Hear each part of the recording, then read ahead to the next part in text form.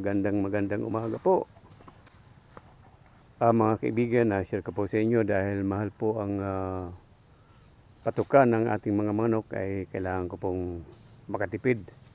Kaya mga kaibigan, at ito po ang pinakamabisang pagtitipid o makatipid para sa ating mga alagang manok. Ito po, magsusungkit tayo ng bunga ng nyug. Ayan po. Sa totoo lang mga kaibigan, talagang napakamahal po ang feeds ngayon, ang patukan ng manok. Kaya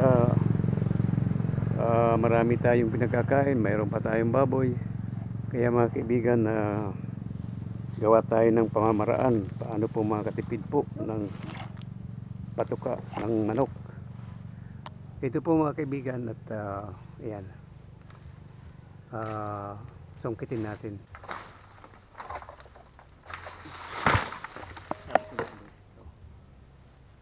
Isa pa.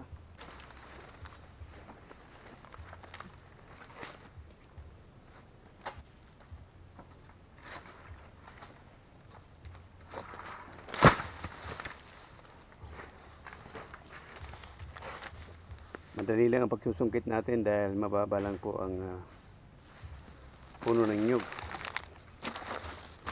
At ito ay, sa totoo lang mga kaibigan, itong nyug nito ay pabagsak na rin.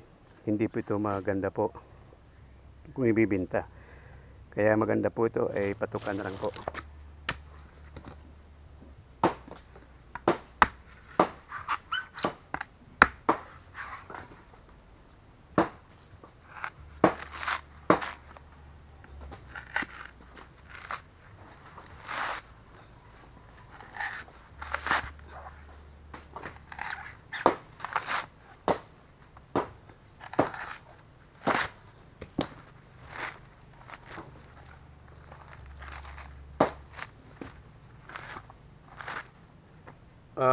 Dahil hindi naman karamihan ng aking mga alagang native na manok ay 2 piraso, okay na po ito. At kakayurin natin mga kaibigan.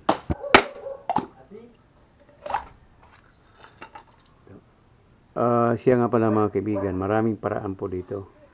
Kung wala kayong kayuran na dimotor, pwede po yung mano-mano. At saka pwede rin tatanggalin nyo ito po, itong laman, at hihiwain nyo ng pinong-pino. Kaya lang medyo matagal, sakripisyo talaga. Pero mas maganda po kung may kayuran kayo na dimotor o kaya yung mano-mano na kinakayod lang talaga ng ganon. Mano-mano okay rin.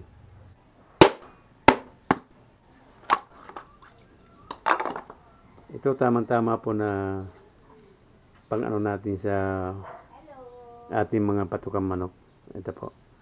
At hindi naman po pwede po ito pangkupra dahil mura pa po. Ayan.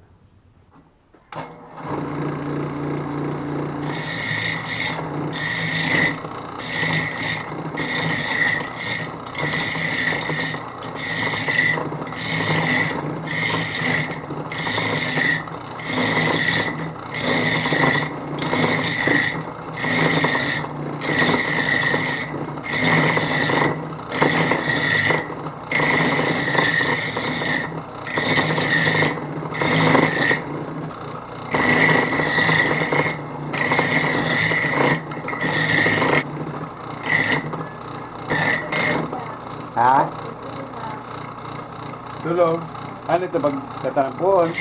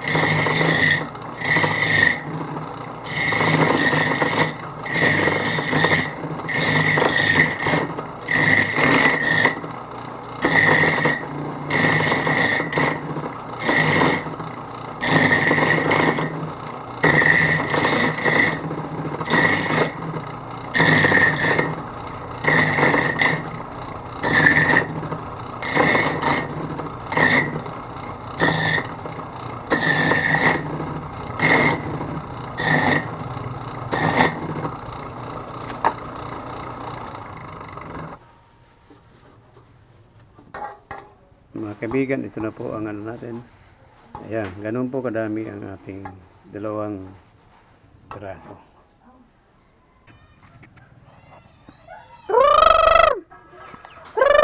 Mga kaibigan, ito na po yung pagkain natin. Last 4:30 na po ang ano namin. Hapon itong pagkain ko, 4:30.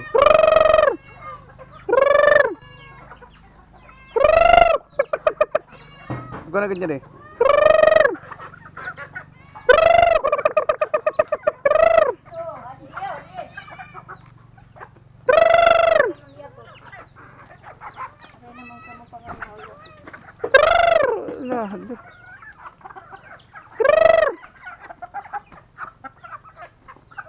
Ayan po sila at ito lang po yung mga natitira dahil sa dinapuan ito ng mga sakit at hindi kasi ako nag-immunize.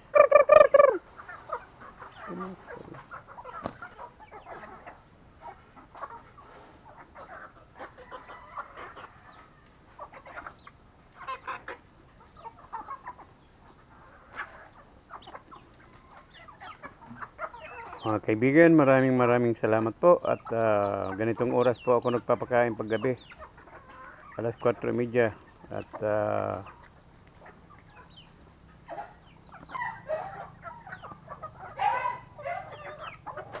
okay mga kaibigan, maraming salamat po sa inyong lahat at kung nagustuhan niyo po ang aking video ay kung pwede po mga kaibigan, pingi po ng isang subscribe. Iyan po ay malaking tulong po para sa akin. Maraming salamat po at mag-iingat po lagi tayo.